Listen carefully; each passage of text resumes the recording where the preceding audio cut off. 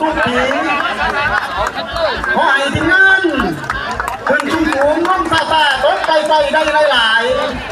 ห้องสุขอให้ที่นั่นห้องทุกทีบวกสอเทเตอร์บ้างไฟแสนบ้านแค่ดอนระเบิดรัตนบุรีจังหวัดสุรินทร์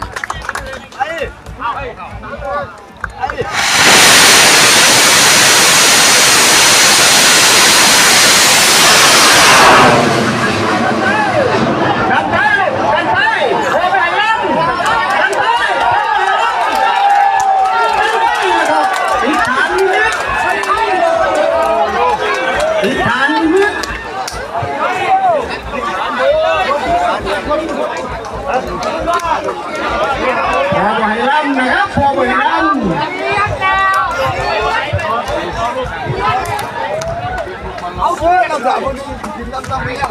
เริ่มโต้เข้าฟ้า